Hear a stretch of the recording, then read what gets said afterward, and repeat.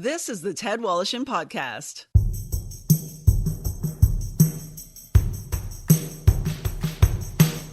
Brought to you by Tom's Place. For the finest in men's clothing at unbeatable prices, it's Tom's Place at 190 Baldwin in the heart of Kensington Market. Tom's Place will suit you. And Halenda's, the meat people. Enjoy their award-winning products at selected Metro, Sobeys, Fortino's, and Foodland locations. Halenda's, the way sausage should taste. And now, here's Ted. My special guest today is a 25-plus year veteran of the golf industry. He is the host and executive producer of Golf Talk Canada. You can see that on TSN Television Wednesdays at 1 o'clock. It's repeated as well. TSN Radio, the original, airs on Mondays at 10 a.m.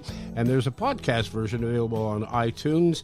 In addition, he is an ambassador for Taylormade, Adidas golf equipment. Welcome to the program, Mark Zecchino. How are you, Mark?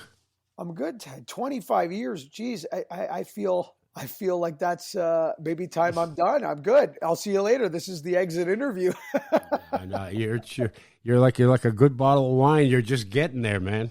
How long is the show been on the air? Either one. Like it began as radio first. Correct. And then television? Or yeah, we're in season 12 or 13 of radio and season 7 or 8 of television. So about 13 years in total. So we've been going for quite some time. And it's gone through some changes as all the shows do. But, we think anyway that it's better now than it was. So that's our opinion anyway. Well, I quite enjoy it. Let me ask you, how did you first get involved in the game of golf? How old were you? Who influenced you? And where did you first play? Well, so I'm a Toronto kid, born and raised. And like a lot of us, one of my parents, in my situation, it was my father that introduced me to the game of golf. And he used to travel a lot during his work week. He was in the insurance industry. And he would come home finally, after 3-4 days on the road and be home for the weekend. And he wanted to golf, but he also wanted to spend time with his son. And I was a hockey player like most kids in Canada. But he said, okay, well, you're going to learn this too. And he stuck a club in my hand. And that's how I got into it. I started playing when I was 7. And like most kids, you started at driving range, kind of whacking it around. And, you graduate to a par 3 course. And then you graduate to an executive course, and you kind of go from there. And, I wonder, it's funny you asked that question because, not from a Toronto perspective and certainly from a city perspective, it's not just a Toronto phenomenon, but you think of all the major cities around North America and around the globe. You talk about, growing the game, introducing the game to kids. It's hard to do in real major cities when all the driving ranges have disappeared and all those places that you introduce kids. Because I wasn't a country club kid, right? So that's how I got into it, smacking buckets at the corner. So it's been a long time, and had an opportunity or a moment in time where I thought I might play the game for a living. Yeah. And learned very quickly on mini tours and Monday qualifiers and things like that there's a lot of people better at the game. Went back to school, came out of school and went to work for a company that represented the Masters and the PGA Tour in Canada with their media rights. And we're looking for just a sales and marketing guy. And I got lucky and I stumbled into it. And my kind of golf media career started from there. That would have been late 90s. That would have been. So, so golf, I think my first job in the golf business was in 1990, and my first golf media job was 1999. And how did you make your way in front of the camera, in front of the microphone? So weird, back in 2009, I just, you get to a point where I think, obviously you do things a certain time in your life for certain reasons. And when I first got into the golf media world, it was a way to stay attached to golf, which was great because I loved it. It was always a passion. So it was a way to stay in touch with the game, but it was also a way to make money, right? A way to start a career, make money, start saving for the future, buy a house, career. I was a kid, I would have been that first golf media job, I would have been around 24 years old, 25 years old. And then around 2009, I just, kind of said, okay, what's important now? Is it still just making money? Is it still just, waking up year after year and feel like you're kind of doing the same thing? And it was just one of those pivotal moments in my early 30s where I said, yeah, I don't want to do, I don't want the next 20 years of my life to be this. I want to build something on my own. Mm-hmm. And I already, had a good fundamental knowledge of how the media industry worked in Canada, good relationships. So I kind of came from a different angle, came from the back end as opposed to, hey, I want to be a broadcaster. Right. And at the time, there were great broadcasters in our country. Bob Weeks, for example, who's still doing it now as my co-host, sure, was the number one guy back then. And well before that, Lauren Rubinstein, who's still writing and kind of paved the way, so to speak. But from my side of the fence back in those days, I was like, there's no one really talking about golf in our country the way we talk about other sports. There was no one really being, let's rip this apart and talk about it the way we get passionate about hockey, or the way we get angry about football, and you get opinionated about things and really tear it apart and get to the nerve of things that golfers are passionate about. But everybody was kind of treating it like Jim Nantz treats it in a way. Yeah. So I thought there was an opportunity, and that's kind of how it started. For a lot of people who took up the game not only as players but as fans of the game of golf, it began when Mike Weir won the Masters. Because for a lot of people, it was like, hey, look, a Canadian has succeeded in golf, not realizing how many great golfers came before him. I mean, from the female side, Sandra Post, obviously, and so many great golfers. The history of golf in this country goes back years and years and years and years. And in fact, the Canadian Open is one of the oldest majors in the world. I think what it did for a lot of people was, and you're right, we had so many great players, but we went through a period where, with the exception of a few of our ladies, a lot of our great men and male golfers were out of the limelight for a long time, I think was the reason. And unfortunately, we live in a world where if the media isn't covering it, and if it's not getting attention, and if cameras aren't on it, we tend to forget it. So you forget how great George Knudson was, because he was out of that spotlight for so long, to your point, right? So, I mean, we came up with great players, Dan Halderson, Dave Barr, Richard Zolko. These are, great golfers. They weren't necessarily Mo Norman, but they weren't necessarily needle movers like a Mike Weir, in the sense that racking up, multiple PGA Tour wins, and then of course the green jacket, the real kind of cherry on top, where that's a game changer for this country, and we're seeing it now. This week on the PGA Tour, we're going to have 7 Canadians in the field this week, and that's become a regular occurrence. What we haven't figured out yet on the male side, anyway, is who's going to be our guy who's going to start racking up multiple victories and win that next major. That's yet to be determined. But strength in numbers, wow. You come fast forward now 19 years since Weir's green jacket. I mean, each week, the amount of Canadian flags is just overwhelming. Mark Zecchino is my guest. He is the host of Golf Talk Canada, both on radio and on television. You think of all the different sports in the world and all of the great athletes that we've seen perform in these different sports.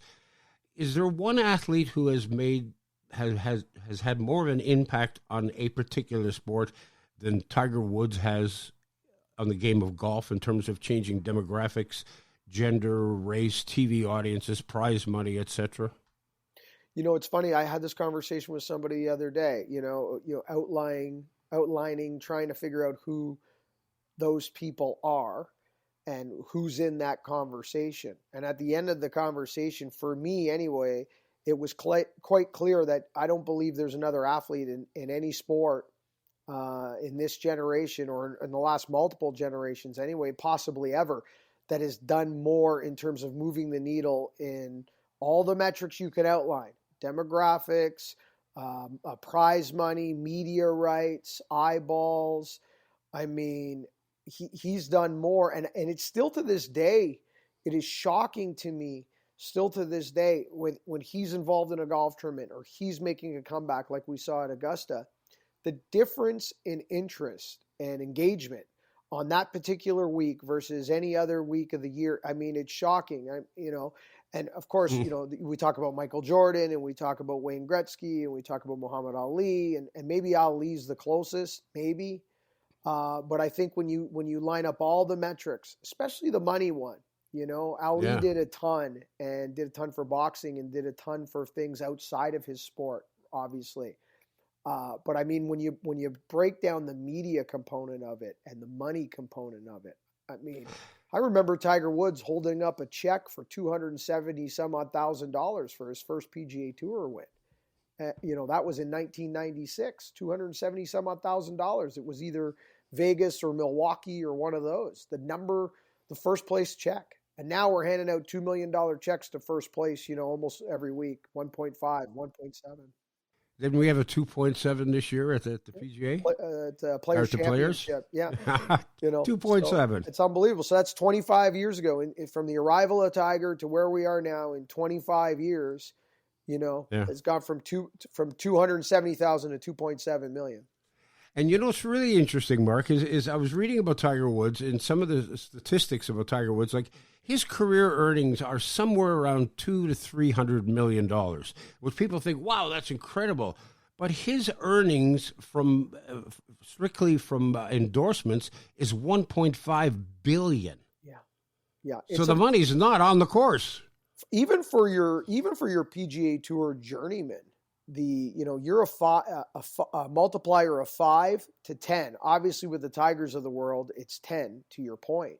But even a player who gets just keeps their card every year and is that number 80 to 125 on the PGA Tour money list year in and year out is a multiplier of 5 off the golf course when it comes to these types of things, right? So your point, the day you get that PGA Tour card, you're a multi-millionaire. That's just how it works now, and you can thank Tiger Woods for that. And but with his numbers, again, to your point, his numbers are just absolutely staggering on and off the golf course.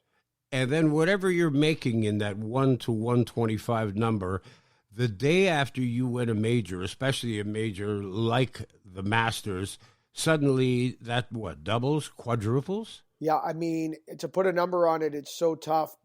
It is as life-changing as it is to become a member of the PGA Tour and reach that lifelong goal that all these guys have been trying to do their entire lives.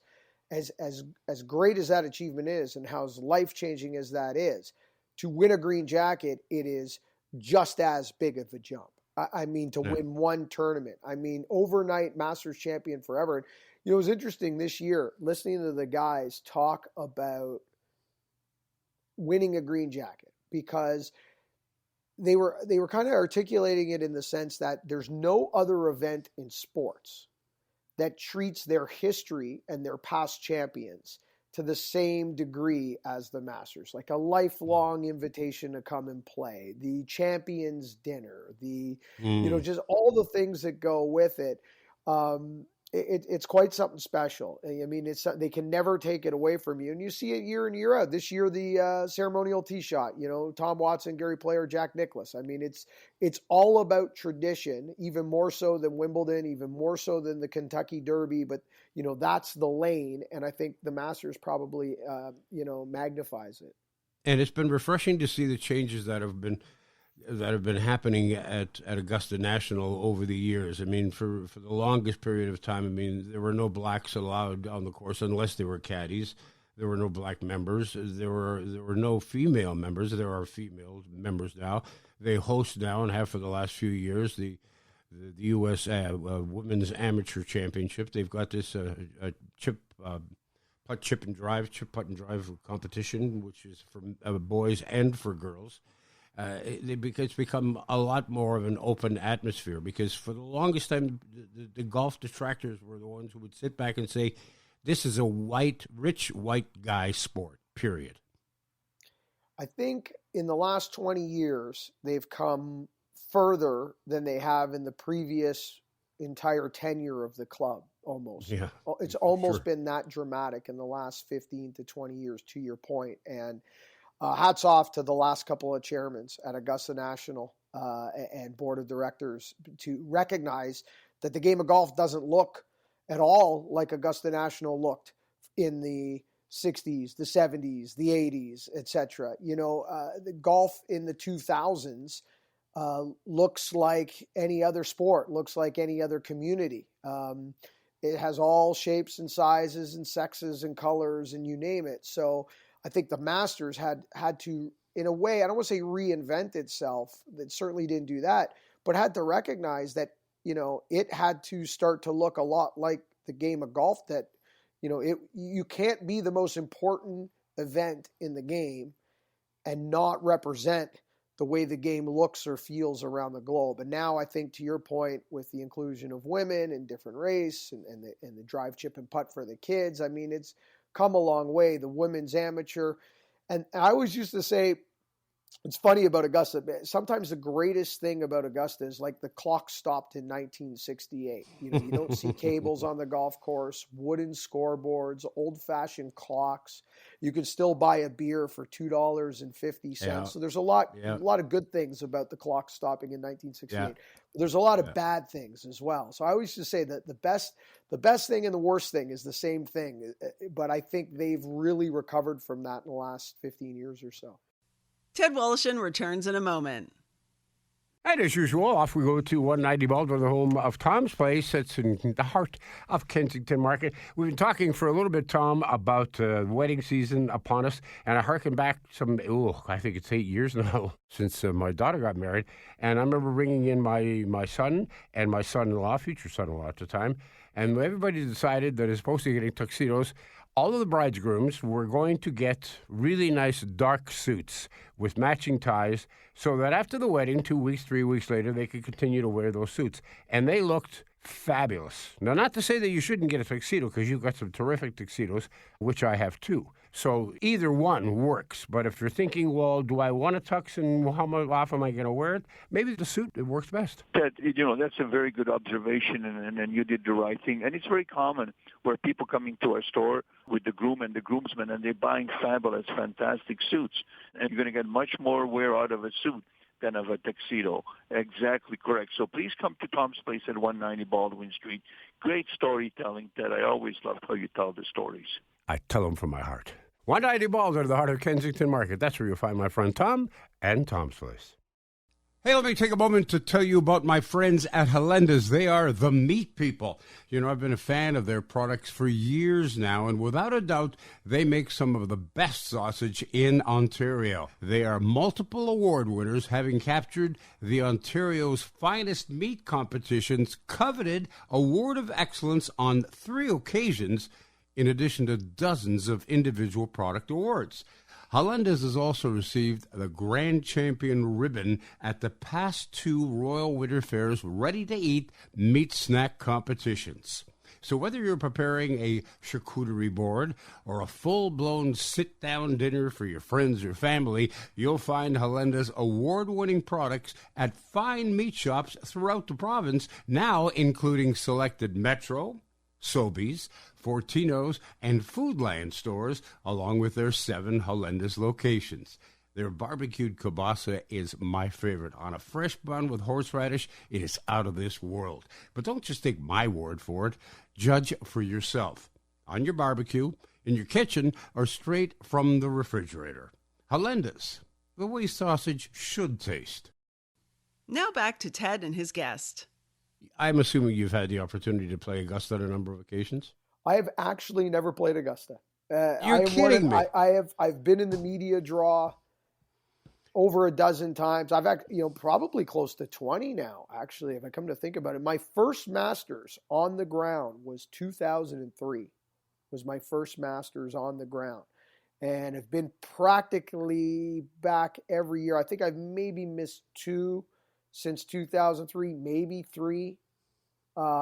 If you maybe missed a weekend or something like that, but I've never played it. Walked it a gazillion times, and one of these days I'm sure it's going to happen.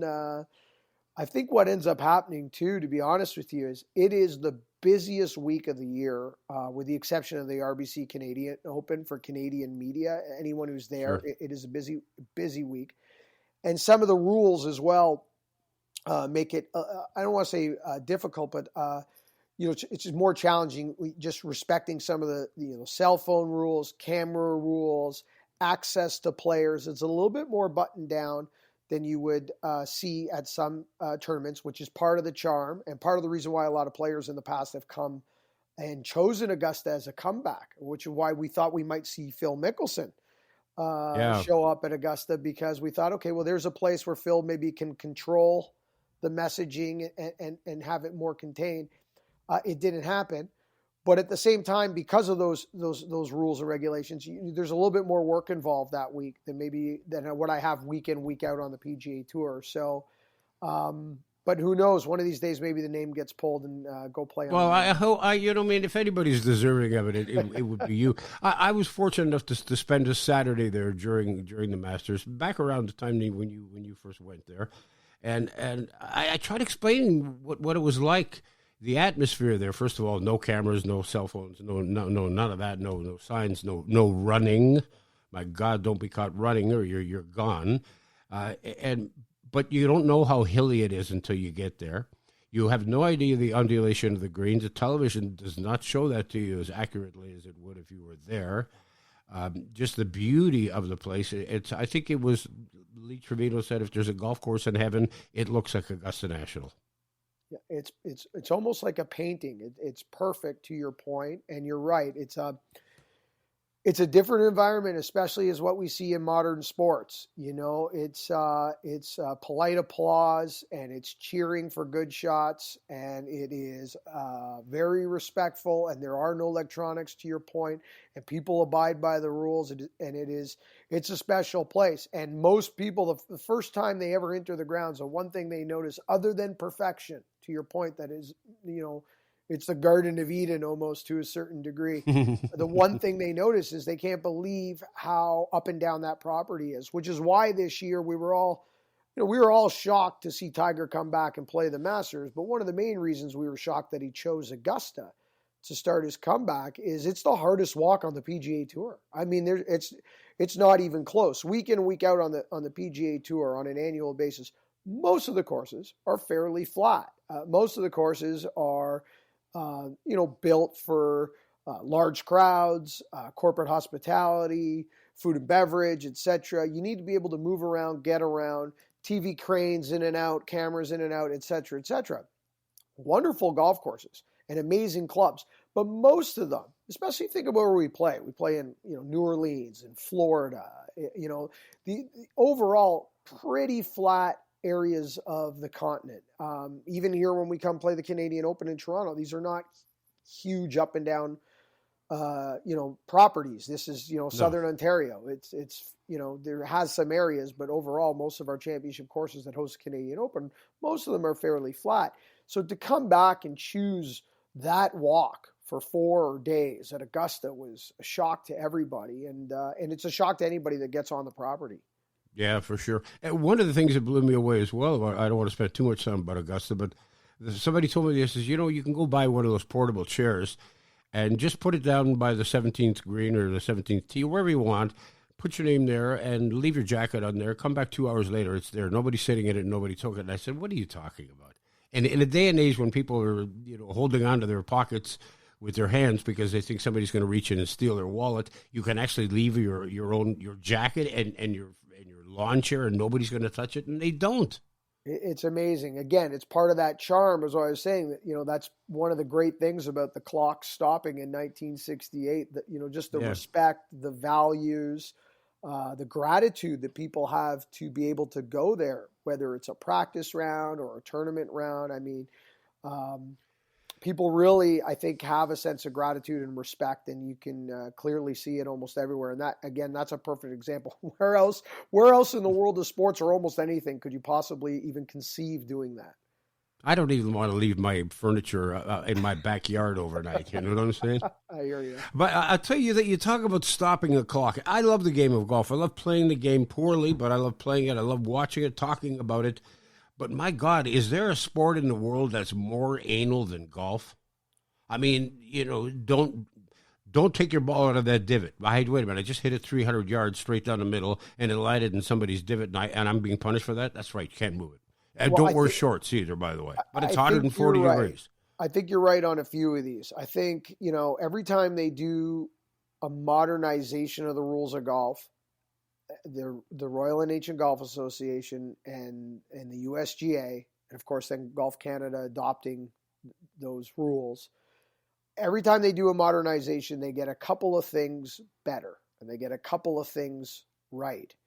But they also, leave a few doors open. To your point, the ball in the divot, and a lot of the naysayers will say, well, then what constitutes a divot? How deep is the divot? How before you get relief from the divot, et cetera, et cetera. So it tends to open up a can of worms. But overall, I do think there was an opportunity to do some better things. I do like that you can tap down spike marks now. I think that makes a lot of sense.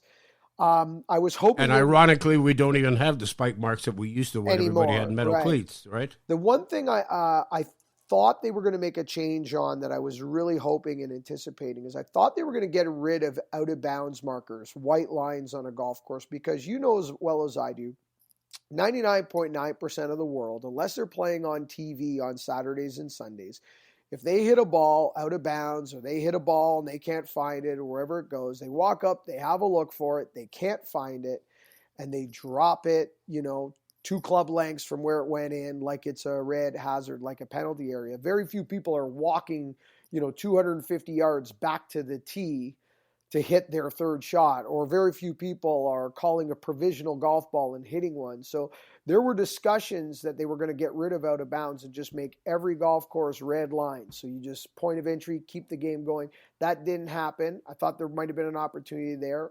Maybe they revisit in the future.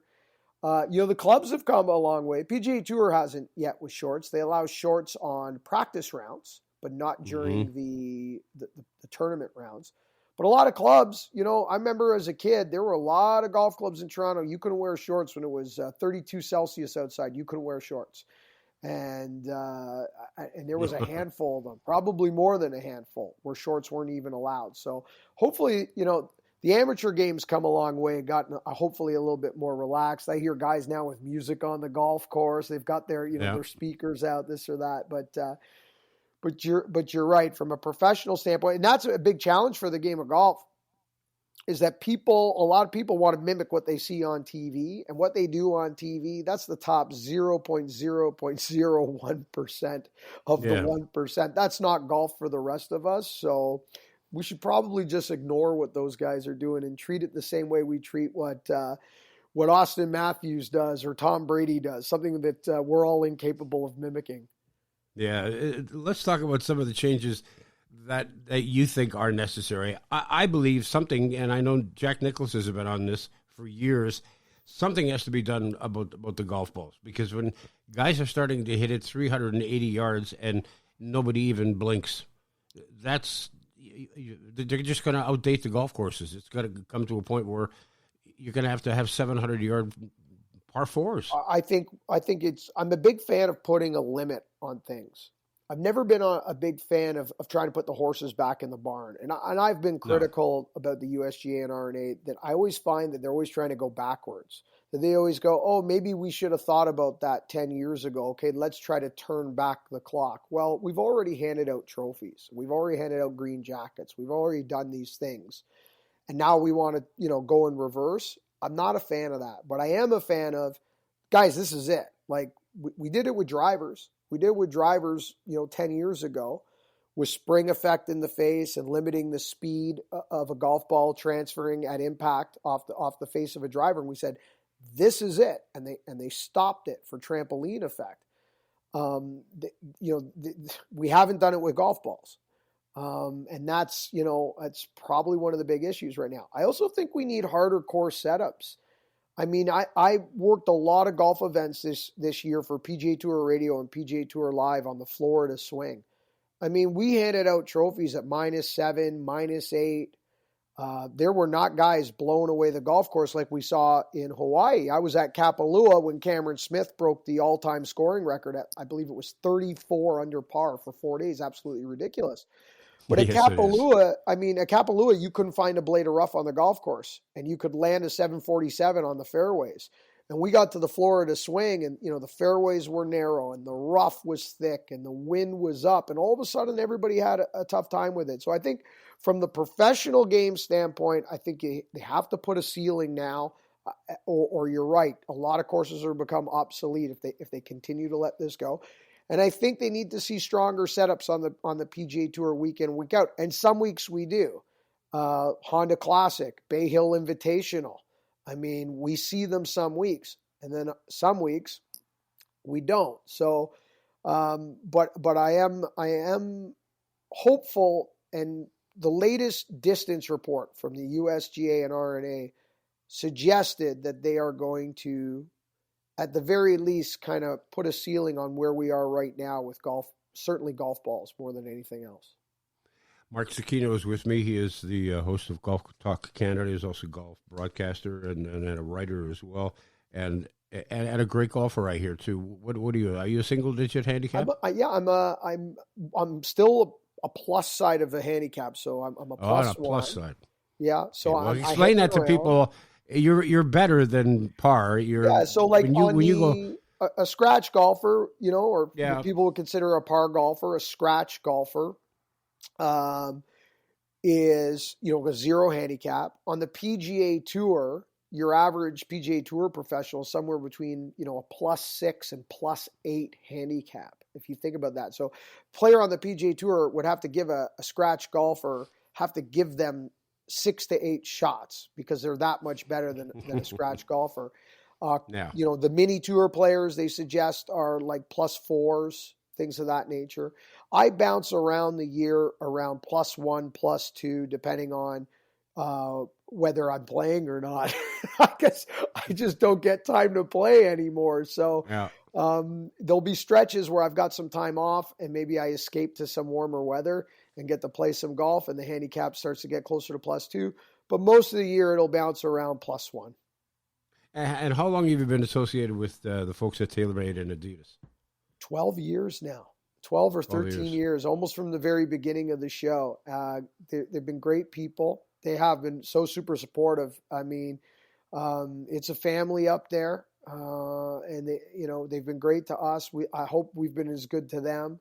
And we're not big. The one thing that's been really interesting with Golf Talk Canada from a business perspective is our retention of sponsors, partners, marketing alliances, etc., has barely changed in 13 years. It's unbelievable. But I would say about 80% of our relationships, 75 to 80% of our relationships today are the same people, the same brands, the same relationships that we were affiliated with almost in day one. So that's something I know I take a lot of pride in. Sure. My old sales manager would have said, "You're not charging enough," is what he would have said. Of course, but I like to think, it's a family, and the relationships are super strong, and it's been awesome. What does the game of golf have to do to become more inclusive for more people? Do we need to build shorter courses? Do we need to introduce the concept of 12-hole courses, which is another thing that Jack Nicklaus has been on, or build more 9-hole courses or more public courses? What do we need to do? I think yes to all the above, and I think what might even be an easier path is creating an environment within 18-hole golf courses that changes their model. Just because you have 18 holes doesn't mean you necessarily always need to collect 18-hole green fees. Right. So yes, you can build and this, but land's expensive, as we know. The real estate in this country and around the world is insane. But I mean, you can't ask a developer now in Vancouver, Toronto, etc. Oh, we'd like to, take this amount of acreage because we want to build a 6-hole golf course. No, they're going to stack condos on those and collect tax dollars and make a fortune. So I understand the economics of it, but there are still room to build some of those, to your point. But more importantly, there's 18-hole golf clubs that can re-envision and reimagine themselves and create, 6-hole rotas and green fees and 9-hole opportunities and 12-hole opportunities. There's that. Because I don't think the cost is necessarily the biggest challenge like it was 20 years ago. Everybody used to say, it's the cost of golf and the access to golf. And we've come a long way, especially with women and especially with kids in North America, to include them and give them a ton of access. We've come a long way. We can still do better, but we have come in a tremendous way in the last 20 years. What we haven't done better on is time. And time, I think, is the most important commodity to the modern day individual, with, whether it be kids trying to also jam school and part-time jobs and still play golf, whether it's parents dealing with families, jobs, careers, etc. I mean, people don't have 6 hours anymore to dedicate to something, 7 hours to dedicate. You're going to drive to the golf course and it's going to take you 5 hours, and you're going to drive home. You might have a bite to eat. We're talking 7-8 hours out of your day. That doesn't exist. So to your point, if there are 6-hole alternatives, 9-hole alternatives, 12s, I think that solves a huge problem, as well as other forms of golf. Look at what they've done in America. Before the pandemic, golf has grown tremendously in the pandemic around the world because it was safe. People wanted to be outside. Other sports that were shut down, their athletes came over and played golf. I mean, it grew in every lane. But even before the pandemic, in the U.S., their participation levels were on an upward trajectory for about 5 years, and it had nothing to do with 18-hole golf courses. It had all to do with people being welcome to the game during other forms of golf, like Top Golf or pitch and putt courses or things like that. That's where they were getting their spikes. And all those things have the same thing in common. You can play them in an hour, and anybody can do it. So I think we need to think more that golf does not have to be 18 holes on a regulation golf course. Because this is one of the very few sports that you can start playing at the age of 3 or 4 and literally be playing at the age of 103 or 104. You don't see a lot of guys 80 years of age out there playing hockey or playing basketball, for that matter. But you can do it with golf. You can, especially if there's forward tees, especially if there's smaller golf courses, especially if there's a 6-hole or a 9-hole option, because, with the exception of the rare, special case, I don't really know a lot of people in their 70s and 80s that really want to go play a 6,500-yard 18-hole golf course. That's not a fun day for them. My father's 79 this year, and he still plays quite a bit. We're members at a 9-hole golf course here in Toronto. He goes up to as forward as he could possibly go most of the time. He still travels and plays golf, loves to travel and play golf. But he says, no, this is my appropriate tee. And he goes up and he shortens the golf course. And most of the time he just plays 9. Right. And now he's in great shape. He's a gym guy. He could play, 36 a day if you let him. Right. But 9 holes of golf from the proper tee is the right amount, for most of the golf population. So, and I think I know which golf course you're a member of, because you can play that as a 9-hole or as an 18-hole. Because one time you play the 3rd hole and it's a par 3, it's 140 yards. You come around the next time, it's 190 yards. Now a bunker comes into play where it didn't come into play. Water comes into play where it didn't come into play, vice versa. It's funny. I joined there as a young man because it was in my neighborhood. I knew a lot of people there, and I just thought, hey, this might be a decision for down the road. And at the time when I joined it, it was a deterrent that it was just a 9-hole golf course. I was like, is this enough golf course for me? Probably not. You're 25. It's probably a little short for you. It's only 9 holes. And there were all these things. Fast forward, 20 some odd years later, and now the biggest asset is the fact that it's a 9-hole golf course, and the 4th hole comes back to the parking lot, and the 7th hole comes back to the parking lot. I mean, I'll go out and I'll play 4 holes. I'll go play 7 holes. I mean, I'll sometimes play 9 and go around for 4 more. So, I mean, I didn't know it at the time, but it was the best thing I could have done. Yeah. It's such a great sport. And one of the great things about it as well is, you have to have a certain amount of athleticism to play hockey, to play baseball, to play basketball, to play football. You don't really necessarily have to be an athlete to play the game of golf. To be good at it, you do. But to play the game of golf, not necessarily. No, if you're willing to just be happy to participate, be happy to find little wins along the way, like, hey, I made a few putts today, or I hit the ball better today than I did yesterday, and you want to be outside, and this is, and like I say this to most of the men out there, because we're the worst. The women, they don't have this problem, but the male ego as we get older, I stopped going to the 7,400 yard tees.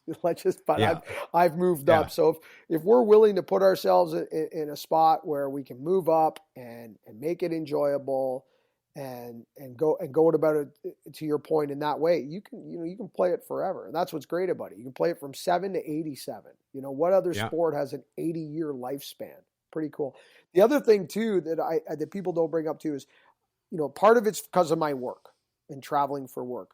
But the game of golf has brought me to parts of the world that I would have never seen in my life. Sure. And I mean, that for me is one of the biggest wins, whether it was playing the game or working. But I mean, standing on cliffs in Ireland or northern Scotland, or walking around Kapalua on that plantation course, or cliffside golf courses on the California, on the West Coast swing. I mean, golf brought me there. Nothing else brought me there. And I mean, that's one of the biggest wins I think the sport has, is seeing the world.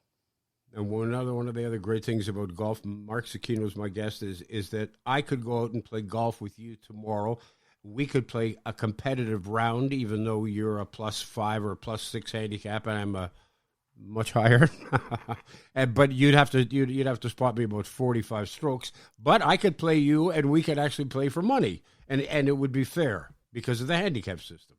Yeah, and what's happened recently in the last 12 months or so is the entire planet adopted the same system, which is great. So, I mean, it used to be a little different in Europe versus a little different in the US versus a little different here. And now they have created a system, the World Handicap system, which has been adopted by all the golf federations, including Golf Canada.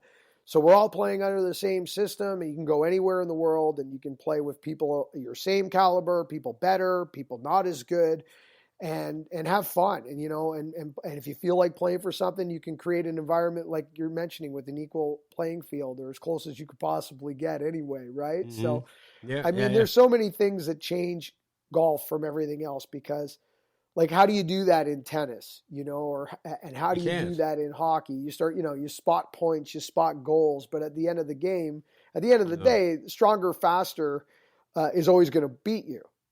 In golf, that doesn't have to be the case. Yeah, well, you don't want to be a 65-year-old goalie in hockey taking a slap shot from some 21-year-old kid. No, that's probably not a good idea. You know what I'm saying? Yeah, exactly. It's been been a lot of fun chatting with you again. We haven't chatted for a while, and I enjoyed listening and watching you on Golf Talk Canada. I wish you all the best, and I really, honestly, I would love to one day play Augusta, but I'd rather see you play before me. Oh, thank you, Ted. I hope, fingers crossed, one of these days. Thanks so much for having me. It's a pleasure talking to you again. It has been a while. It has. All the best, Mark. Take care. Thank you. The Ted Wallacham Podcast has been brought to you by Tom's Place. For the finest in men's clothing at unbeatable prices, it's Tom's Place at 190 Baldwin in the heart of Kensington Market. Tom's Place will suit you. And Helenda's, the meat people. Enjoy their award-winning products at selected Metro, Sobeys, Fortino's, and Foodland locations.